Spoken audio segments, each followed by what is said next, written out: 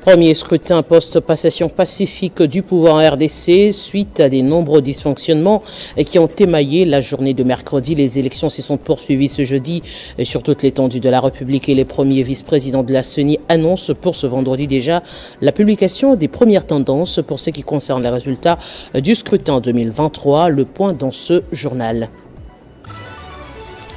Après le vote du 20 décembre, l'opposition exige la réorganisation des élections avec une CENI recomposée. Entre-temps, les alliés de Katumbi, qui placent leurs candidats très largement en tête du scrutin, appellent la population à la vigilance. Le Front commun pour le Congo sort de son silence et tient le président Félix Tshisekedi seul responsable de ce qu'il qualifie de chaos électoral. Le communiqué porte la signature de Raymond Tshibanda, président de la cellule de crise.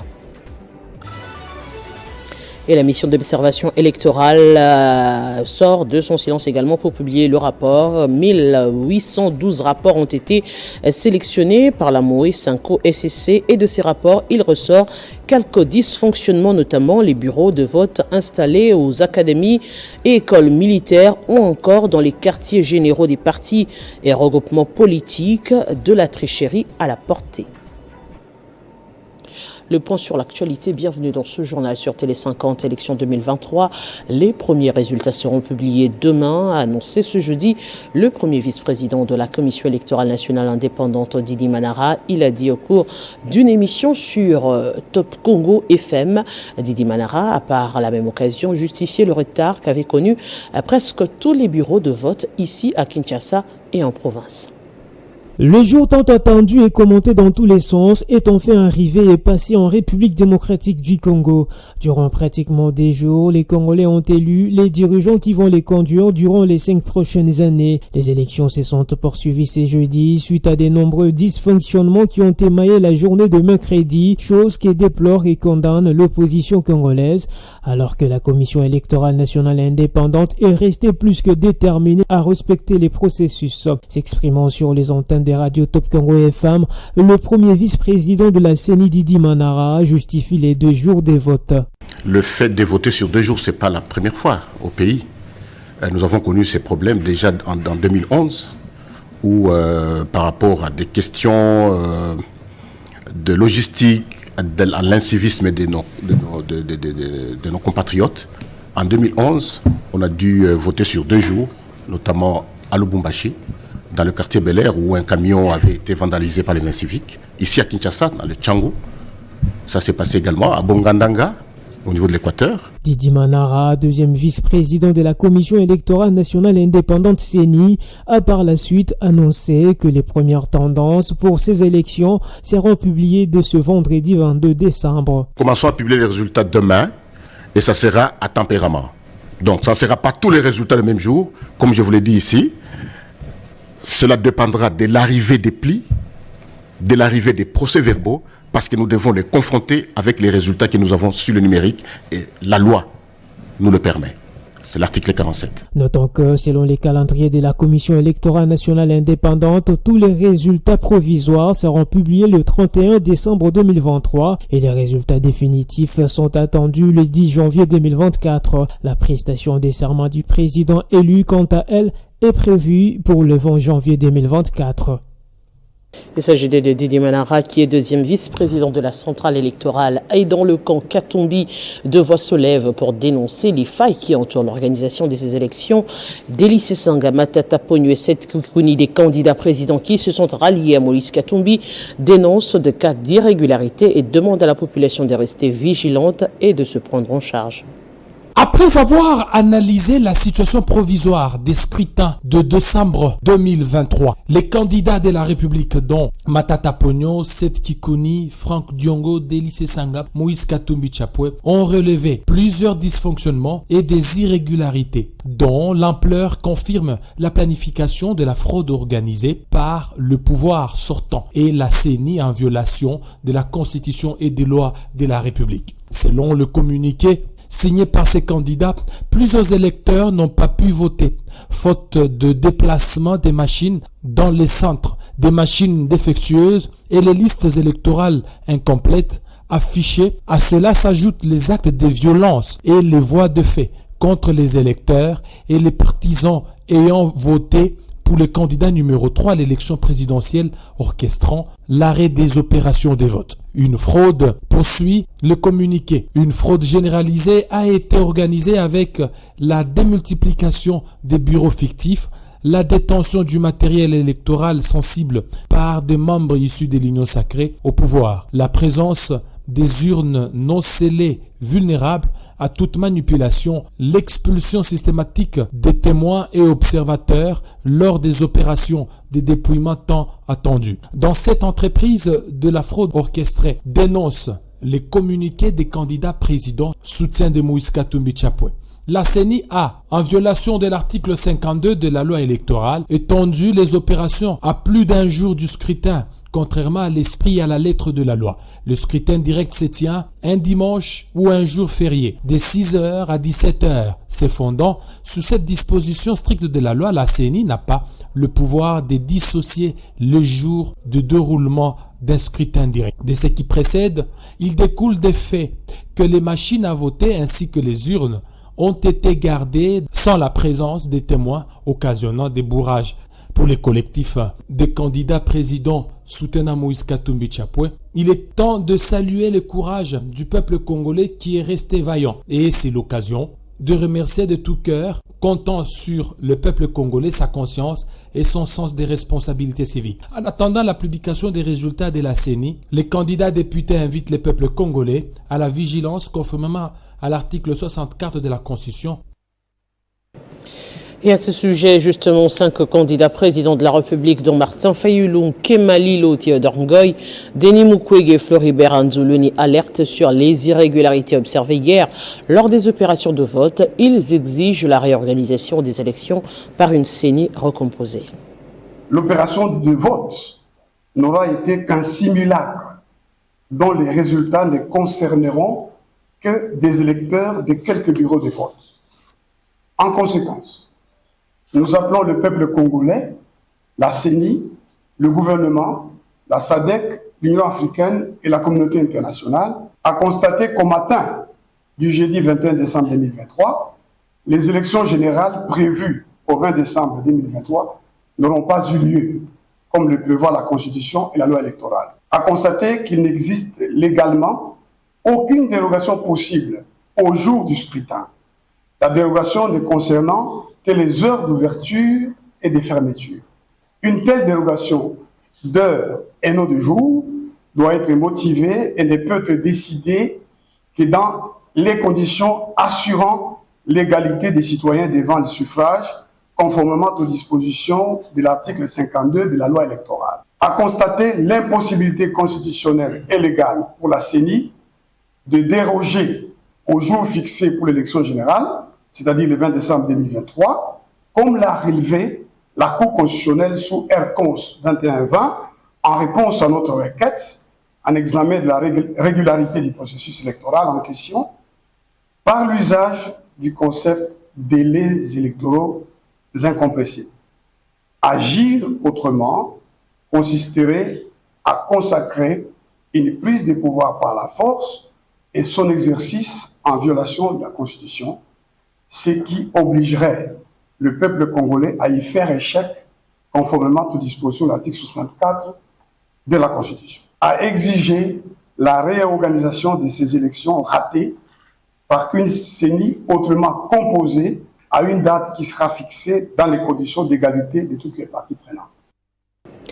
Le Front commun pour le Congo sort de son silence et tient le président Félix Tshisekedi seul responsable de ce qu'il qualifie de chaos électoral. La famille politique de Joseph Kabila l'a fait savoir dans un communiqué qui porte la signature de Raymond Tshibanda, président de la cellule de crise du FCC. Le Front commun pour le Congo, plateforme politique de l'ancien président de la République Joseph Kabila Kabange, a dénoncé les violations ainsi que les irrégularités ayant émaillé les processus électoraux à RDC depuis son début jusqu'au jour du vote le 20 décembre dernier. Dans une correspondance signée par son coordonnateur des crises, Raymond Tshibanda, le FCC appelle ses militants à une mobilisation tous azimuts pour le retour à l'ordre constitutionnel. Il appelle tous ses cadres et militants à se tenir prêts pour les actions qui vont être décrétées dans le cadre de cette mobilisation générale en vue de créer les conditions du retour à l'ordre constitutionnel, aujourd'hui violé, et de rendre le pouvoir au peuple, souverain primaire, à travers des élections réellement inclusives, libres et transparentes. Bien avant, le FCC invite également la population congolaise à se prendre en charge et en application des dispositions pertinentes de la Constitution, à se mobiliser comme un seul homme pour mettre fin à ce régime qui use et abuse de la puissance publique et qui gère le pays en violation de la Constitution et des lois de la République. Pour le Front commun pour le Congo, l'attitude de l'actuel régime mène le pays au chaos, mais aussi ouvre la voie à une crise aux conséquences incalculables et tend à réduire à néant les avancées engrangées depuis 2001 sous le terrain de la construction d'un État républicain économiquement fort et socialement solidaire. Pour cela, le FCC dit tenir le président Félix Tshisekedi en qualité de garant du bon fonctionnement des institutions pour seul responsable de ce chaos électoral voulu et organisé par lui et ses obligés de la CENI. Par ailleurs, le FCC dit déplorer l'attitude de la communauté internationale, partenaires bilatéraux et multilatéraux confondus, qui est bizarrement, soutient-elle, est devenue aveugle et aphone depuis l'alternance au sommet de l'État en 2019 et qui, au regard des valeurs et principes dont elle réclame, s'est montrée complaisante à l'égard d'un pouvoir dont la nature dictatoriale est plus qu'évidente et dont la gouvernance politique, économique, sociale et sécuritaire constitue une menace pour la paix et la stabilité du pays. Il convient de rappeler que le FCC est la force de l'opposition et a refusé de participer au processus électoral. En application à ces décisions, ces membres n'ont pas postulé à différents scrutins. Dans cette même logique, la jeunesse katangaise a haussé le ton pour condamner avec la dernière énergie ce qu'elle qualifie de tentative de fraude pour ces élections. Elle se range derrière les voix qui se sont levées de partout dénonçant certains cas d'irrégularité observés dans presque tous les centres ayant conduit même au prolongement du vote. Tout se déroule très mal et ce processus laisse à désirer. Le lit des affronts et contestations est bien dressé. Environ 10% des bureaux de vote ont ouvert particulièrement à Lubumbashi, mais avec des irrégularités monstrueuses. Des situations flagrantes et alarmantes ont été notées dans plusieurs centres de vote. Machines à voter sans capacité à permettre de démontrer la performance de ces outils tant décriés hier et loués à ce jour. Sérieux problème d'autonomie de machines à voter, facteur important des suspicions terribles pouvant entretenir la fraude de ces processus. Incompétence criante des agents électoraux lors de la manipulation de ces outils, situation favorisant du désordre et du découragement dans les chefs des électeurs. Déploiement tardif et suspect des kits dans certains centres de vote, situation frisant à la désorganisation et une impréparation légendaire du monde des ténèbres. Plusieurs membres des partis faisant allégeance au pouvoir ont été favorisés à voter jusqu'à l'épuisement des bulletins de vote mis à leur disposition. Participation des enfants et des personnes sans carte d'électeur au processus par le simple fait d'appartenir à une tribu. Nous alertons la communauté internationale, les partenaires financiers de la République démocratique du Congo et ceux qui, par quelque moyen que ce soit, de bien vouloir tirer toutes les conséquences en infligeant des sanctions terribles à tous ces ténors. Au procureur général près la Cour constitutionnelle de bien vouloir se saisir d'office de cette situation flagrante en procédant à l'arrestation de tous les personnels politiques et techniques de la centrale électorale pour haute trahison. La mission d'observation électorale Sanko-ICC a publié ce jeudi le premier rapport sur l'ouverture et le déroulement des opérations de vote. Elle relève entre autres que 27% des bureaux de vote n'ont pas ouvert le 20 décembre. Contrairement aux prescrits de la loi électorale, plusieurs bureaux de vote ont été installés dans des écoles et académies militaires ainsi que des QG des partis politiques. Elle a également reçu le rapport faisant état d'interdiction ou d'expulsion des observateurs de certains bureaux de vote. Cet rapport, soit 0,38%, indique que le bureau de vote était installé dans les quartiers généraux des partis et regroupements politiques. 84 rapports, soit 4,64%, prouvent que le bureau de vote était installé dans des lieux de culte. 1524 rapports, soit 84,1%, indiquent que le bureau de vote était installé dans les endroits indiqués par la loi électorale. 2. Concernant l'heure du vote du premier électeur, la Moïse Senko SSC a sélectionné 1247 rapports. 803 rapports, soit 64,39%, renseignent que le premier électeur a voté à 6 heures.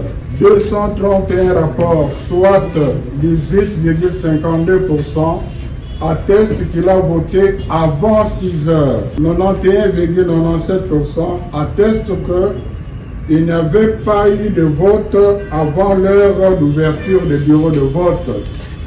123 rapports, soit 8,3%, prouvent qu'il a eu vote avant l'ouverture des bureaux de vote. Atteste que tous les matériels étaient présents à l'ouverture. 393 rapports, soit 21,25%, renseignent que les listes de votants manquaient à l'ouverture. Les observateurs interdits d'accès ou expulsés. 98 rapports, soit 7,43%.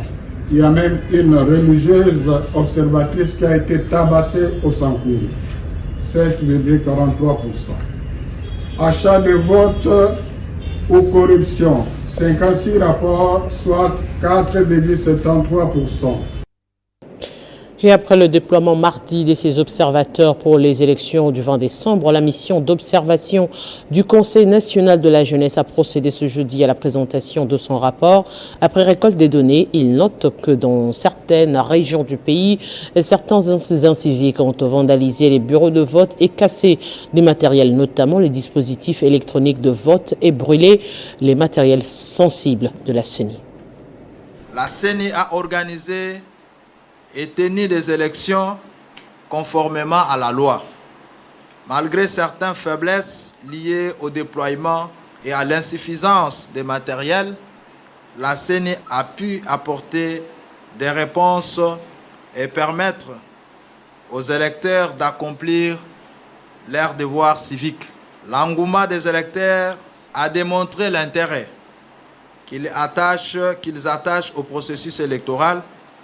Ceci peut conforter un fort taux de participation.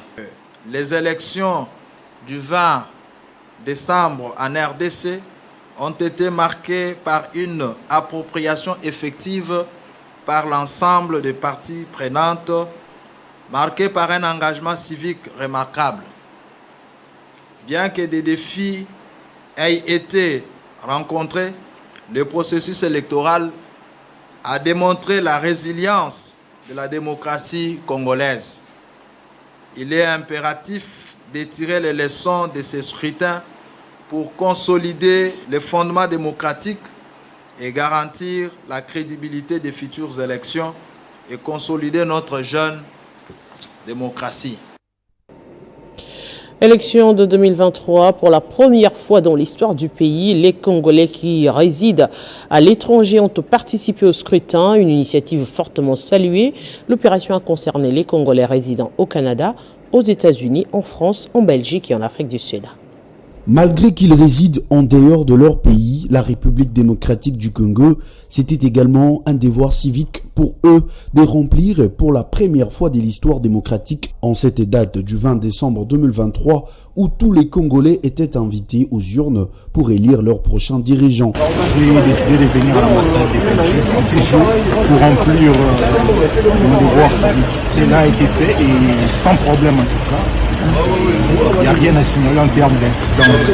Sur les 5 pays, notamment la France, le Canada, l'Afrique du Sud, la Belgique et les États-Unis, ils sont au total 13 290 Congolais qui se sont inscrits à l'étranger, soit moins de 0,3% de l'électorat invité à voter. C'est la fierté de venir voter, cela me fait la joie pour me faire voir que je suis vraiment une Congolaise. En tout cas, le scrutin se déroule très bien. En tout cas, j'ai été surpris de la rapidité et de la compétence des agents de la CENI.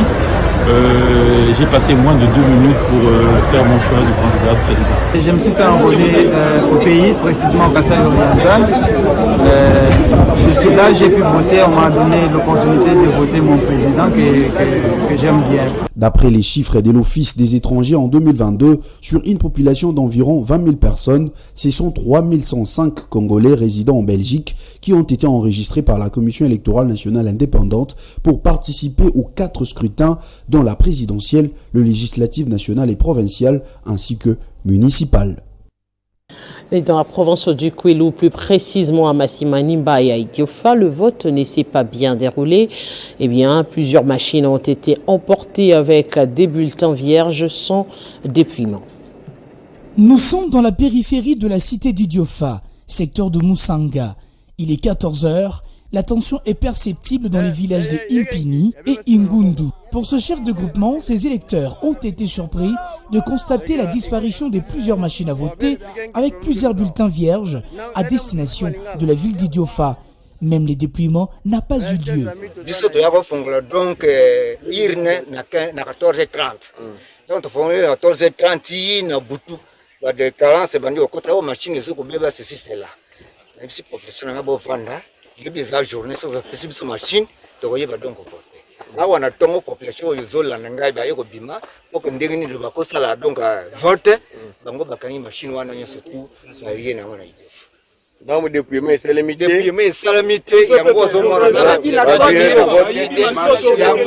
machine à voter zalaki 4 toi et monani wana moko do zalaki ko sala te. Donc ngonya surtout ba bloquer ngo bakeni ngo ya mwana zoki na bite ngara ko madona seni ko awa seni est indépendant na kanyi moto te na volo be na trichage ba élection mais population nga ezana tina ba voter président ba voter donc ba eli na bango mais siko donc mboka net impini wezo ko habiter ina faire la vie habitant na ingundu na impini makala impini zulu awa moni population nga bazokila nanga na sima biso zoki ni bitumba te biso zana problème de mototé la police est pour sécuriser biso na ba bien na biso ça pour na biso za bato batindi soko moni bango sekene liboso biso na sima wa population nga bango so bazobeta masasi tali bango biso zana problème na bango te ata moto moko te a touché donc nani police l'état dans nzoto bien alors rango bazokini soko moni population nga bazokini ba compagnie nga po batala ndenge ni so bazana to so seni abiki za ndenge na biso to kanga Ils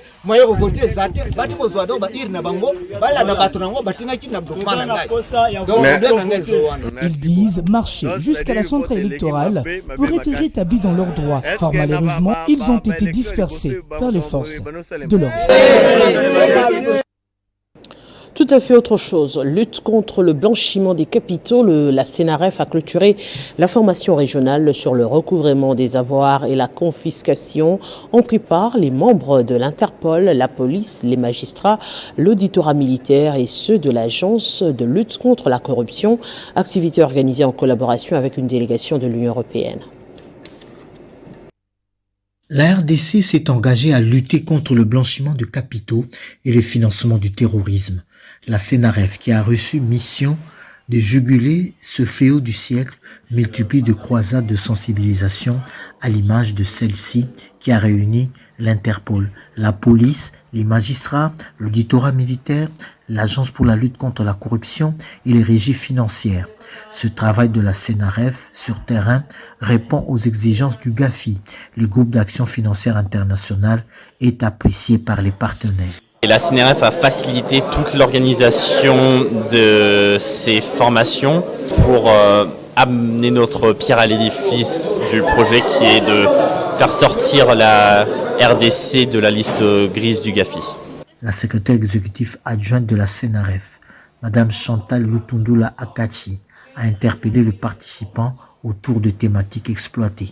Nous sommes convaincus que cette activité combien importante entre dans l'actif de l'exécution du plan d'action convenu entre la RDC et le GAFI, spécialement en ce qui concerne les actions de résultats immédiats 7, 8 et 9, en vue de sortir rapidement notre pays de la liste des pays sous surveillance renforcée. Après 4 jours de fructueux échanges, la CNRF ainsi que l'ensemble des participants témoignent davantage de leur gratitude aux formateurs et espèrent les retrouver très prochainement lors des prochaines activités de renforcement des capacités. Le secrétaire exécutif, l'avocat général Adler Kisula, a exhorté les participants à mener des enquêtes financières efficaces et leur a rappelé le rôle important qu'ils sont appelés à jouer dans ce combat contre le blanchiment de capitaux. Depuis ce matin, il circule dans les réseaux sociaux une vidéo qualifiant le secrétaire national en charge de la mobilisation et implantation du Front des nationalistes pour la solidarité, Marcus Bolembe, et le développement FNSD, parti membre de l'Union sacrée de la nation, d'un envoyé spécial de Moïse Katumbi en vue de manipuler les élections, des déclarations condamnées par le secrétaire général de la formation politique, Placide Biabanene. En effet, c'est faux. Premièrement, parce qu'il n'y a aucune effigie de Moïse Katumbi qui a été trouvée sur M. Marcus Bolembe et il n'y a pas un signe, n'est-ce pas, qui prouve ces allégations. Il était là dans les centres comme tout candidat venant en appui à ces témoins et je crois que personne ne me dira le contraire. Tous les candidats, soit par eux-mêmes ou par des personnes interposées, étaient obligés de faire les rondes pour s'enquérir de la situation de leurs témoins, parce qu'ils travaillent, les témoins travaillent pour un candidat. Et c'est dans ce cadre que M. Marcus Bolembe était dans ce centre-là. Et s'il faut ajouter un dernier détail, il donnait de l'argent à manger à un témoin. Et c'est l'acte qui a été confondu par nos amis du Force du Progrès. Et nous condamnons en tout cas cette tendance qui fragilise la grande famille de l'Union sacrée, parce qu'il faut rappeler que l'OFNSD, le parti où je suis secrétaire général, est membre effectif, n'est-ce pas, par sa signature de l'acte fondateur de l'Union sacrée. Nous condamnons parce que ces actes nous divisent et fragilisent notre famille politique. Deuxièmement, nous signalons qu'il y a une disparition de 2 témoins pendant qu'il y avait de l'entourement des amis de l'IDPS qui ont arrêté le secrétaire national Marquis, ont arrêté également 2 témoins que nous n'arrivons pas à localiser jusque-là. Et nous subissons une forte pression de leurs familles respectives. Donc nous en appelons au bon sens, n'est-ce pas, de toutes les personnes qui détiendraient ou qui auraient des informations sur les 2 témoins qui travaillaient en faveur de M. Marcus Bolembe. Venons en rappel des principaux titres. Premier scrutin post-passation pacifique du pouvoir en RDC suite à des nombreux dysfonctionnements qui ont émaillé la journée de mercredi. Les élections se sont poursuivies ce jeudi sur toute l'étendue de la République et le deuxième vice-président de la CENI annonce pour ce vendredi déjà la publication des premières tendances pour ce qui concerne les résultats du scrutin 2023. Après le vote du 20 décembre, l'opposition exige la réorganisation des élections avec une CENI récomposée. Entre-temps, les alliés de Katumbi, qui placent leur candidat très largement en tête du scrutin, appellent la population à la vigilance. Le Front commun pour le Congo sort de son silence et tient le président Félix Tshisekedi seul responsable de ce qu'il qualifie de chaos électoral. Le communiqué porte la signature de Raymond Chibanda, président de la cellule de crise du FCC. 1812 rapports ont été sélectionnés par la MOE 5 OSCC et de ces rapports, il ressort quelques dysfonctionnements, notamment les bureaux de vote installés aux académies ou écoles militaires ou encore des quartiers généraux des partis et regroupements politiques. Il parle également de la tricherie à la portée de tous.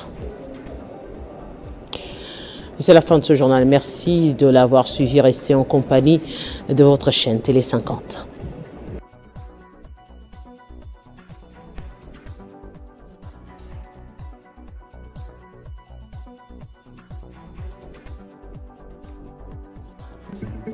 Retrouvez toute l'actualité en continu sur www.tele50.cd.